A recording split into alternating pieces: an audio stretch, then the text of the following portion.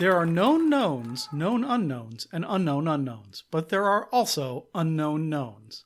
We are the ancient and esoteric order of the Jackalope, a secret society devoted to unearthing and sharing this forgotten knowledge.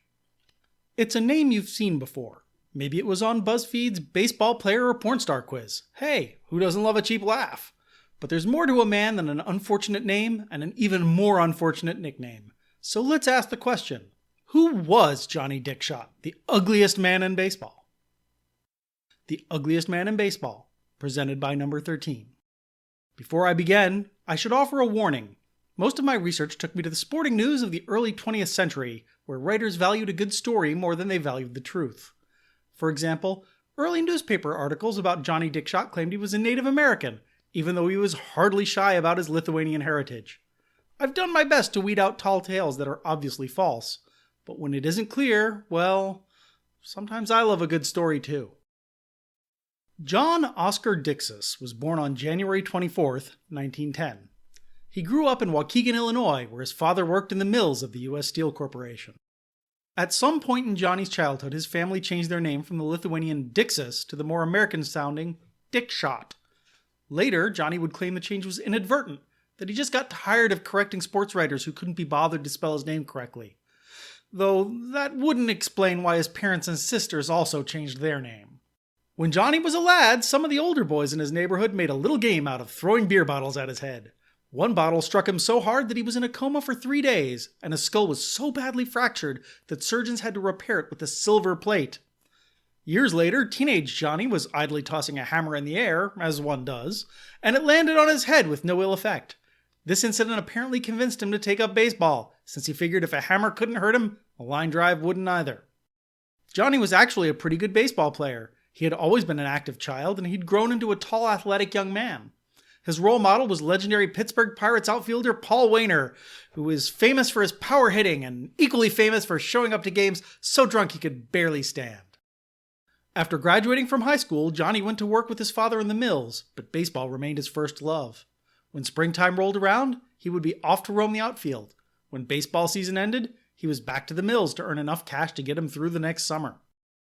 At first, Johnny played for semi-pro teams in Waukegan, representing local institutions like St. Anthony's Church and the Knights of Labor, but his talent soon attracted the attention of minor league teams. In 1930, he played for the Dubuque Tigers. In 1931, the Milwaukee Brewers of the American Association. In 1932, the Brewers farmed him out to the Fort Smith Twins. However, it quickly became clear that all was not well in Arkansas. Here's Johnny's take on things. Things became terrible and the owners couldn't pay.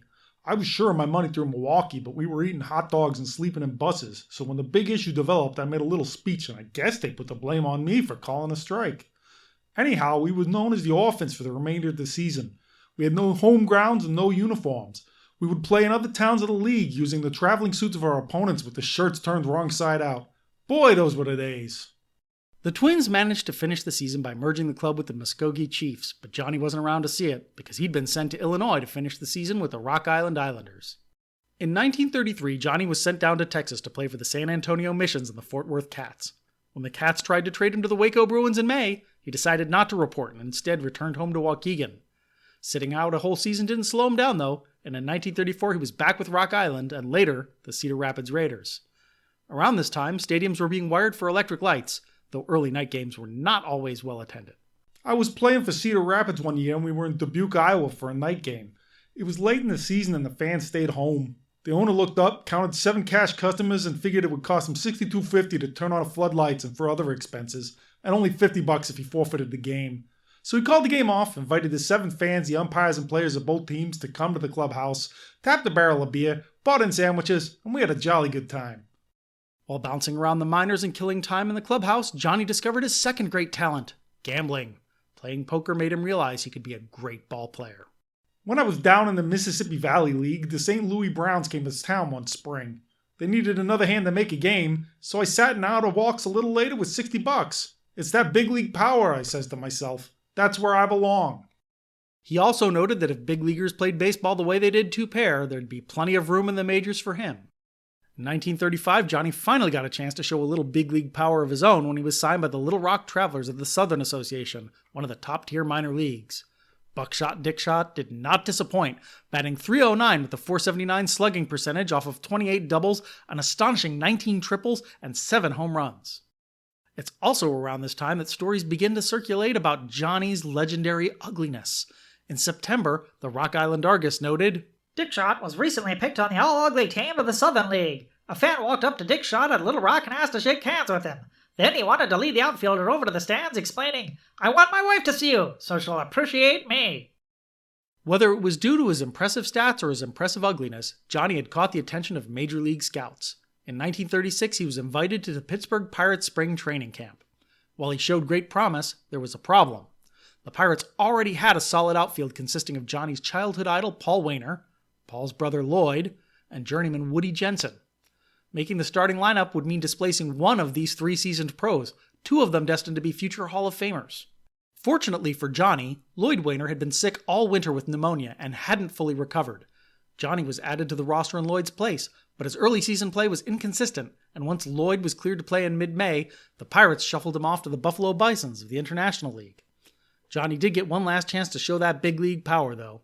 He won all of the meal money in the clubhouse in a game of poker, and then left for Buffalo without giving anyone a chance to win it back.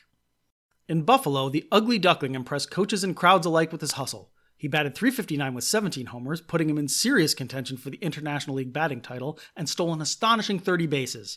His aggressive play helped propel the Bisons to the Little World Series that year, which they lost 4-1 to his old team, the Milwaukee Brewers. After the series, the Pirates called him back up, and though he couldn't help them escape 4th place, he did earn a place on the roster for the following season. While that was great news, what happened in the offseason was even better. On October 12, 1936, Johnny married his sweetheart, Julie Kuzmikas, in a small ceremony in Waukegan. The two would remain married until his death over 60 years later. In the 1937 season, the Waukegan Wow finally got a chance to show his stuff, and what he showed was not good.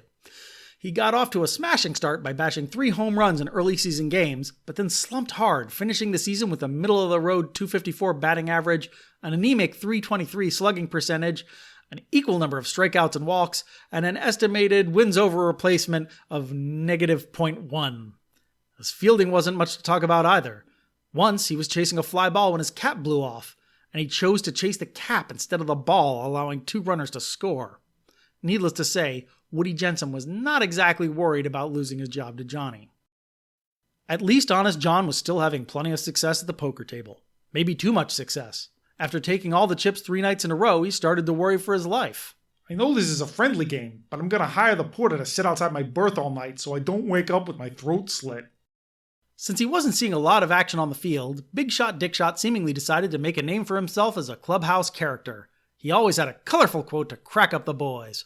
Sports writers ate it up, and why not?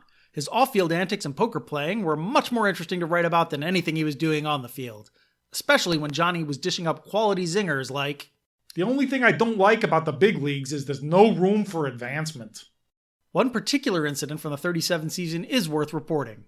On August 11th, Johnny was pulled over after a Pirates-Cubs game in Chicago and fined $7.40 for speeding. His excuse? He was rushing to the hospital to see his wife and his newborn child.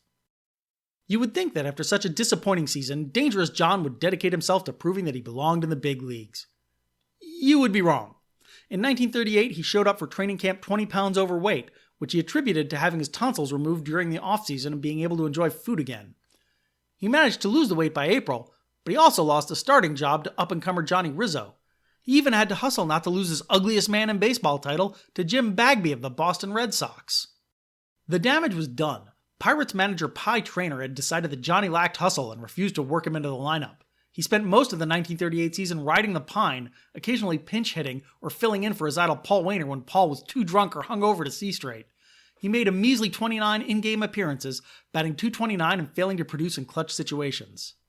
Johnny's potential still tempted other teams, though. During spring training, Rabbit Moranville tried to coax Johnny to the Montreal Royals, and during the season the New York Giants tried to acquire him several times. The Pirates were wary of completing a trade with a close competitor, though, and kept Johnny on the roster out of spite. In the offseason, the Pirates unloaded Johnny to the Boston Bees, but before he could put on a uniform, he was traded to the Jersey City Giants of the International League. For cash. Yes, Johnny was back in the minors, but removed from the pressure of the big leagues and the need to ham it up for the boys in the press box, he started to play real ball again. He finished the 1939 season with a .354 batting average, a career-best .503 slugging percentage, and 8 homers. He won the International League batting title, finished third in MVP voting, and earned a September call-up from the New York Giants. He fizzled on the field at the Polo Grounds, though, and was sent back to Jersey City for the next year. During his brief stint in New York, the press continued to give him grief for his hideousness, but he took it in stride, responding, "Boys, I'm like a mountain. Big, rugged, and in my way, beautiful." His numbers in 1940 were solid, a .290 average with 11 homers, but not strong enough to earn a second stint with the Giants. He was shipped off to the Hollywood Stars of the Pacific Coast League, where he showed a similar stat line for the 1941 and 1942 seasons. Then, the homeliest man in baseball finally caught a break. Specifically, the outbreak of World War II. Patriotic ballplayers were being shipped overseas to fight Hitler and Tojo, depleting the Major League talent pool. Johnny, who was 4F thanks to that silver plate in his head, was determined to be the best of the rest. His 1943 season for Hollywood was phenomenal. He finished with a .352 average, a .49 slugging percentage, 13 homers, and 9 stolen bases. He was voted club MVP, hit safely in 33 consecutive games, and was widely known as the fastest shower taker in the league. His fielding was getting worse, though, and he was known for his poor range and questionable glove skills. It was a serious question whether Adonis Dickshot's offense could help a team more than his defense would hurt them. But with power like that, it was only a matter of time before a talent-starved Major League team came calling. That team was the Chicago White Sox. This time, Johnny didn't take it easy, focusing more on his play than his patter. It didn't hurt that sports writers were being sent overseas too, giving him fewer chances to clown it up for the press. In his 2 seasons in Chicago, he posted solid numbers. Not spectacular, but solid. All good things must come to an end, though, and in 1946, returning veterans were pushing replacement talent off the roster.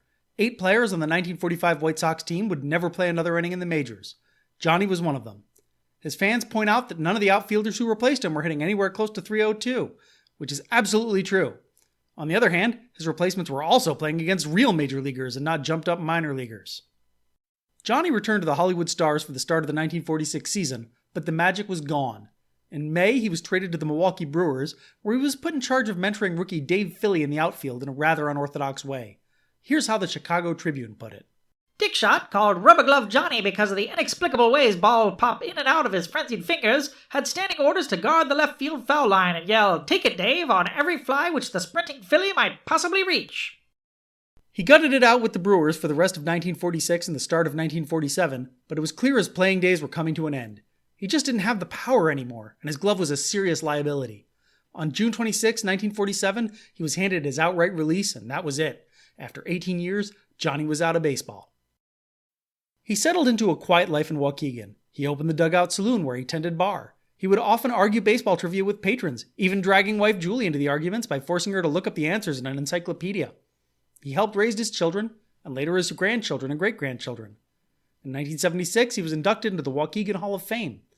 In 1977, he held the dugout and retired, though he could still be found slinging drafts down at the Lithuanian Hall. In June 1994, he threw out a ceremonial pitch for the White Sox at the new Comiskey Park. Johnny Dickshot died in his home on November 4, 1997 at the age of 87. He was survived by his wife, 5 children, 14 grandchildren, and 4 great-grandchildren. He is buried in Ascension Catholic Cemetery in Libertyville, Illinois, next to his wife Julie.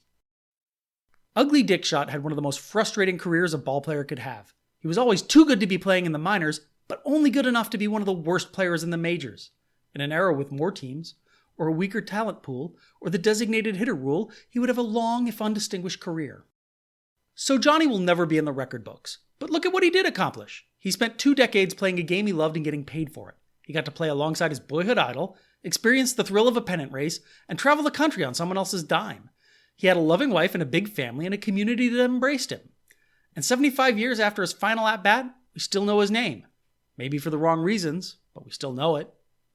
I don't know about you, but that sounds like a life well lived to me. The Ugliest Man in Baseball was researched, written, performed, and produced by David White for the Ancient and Esoteric Order of the Jackalope, and was released under the Creative Commons Attribution Non-Commercial Share-alike 4.0 International License. The script of this episode, with references and links, can be found on our website at orderofthejackalope.com. Keep up with our production schedule by following us at Order Jackalope on Twitter, Tumblr, and Instagram. Hey, want to join the fastest growing secret society in the nation? Of course you do! But before you can be initiated into the secret mysteries, you've got to share a mystery of your own. Visit our website at orderthejackalope.com and click Join Us for more details.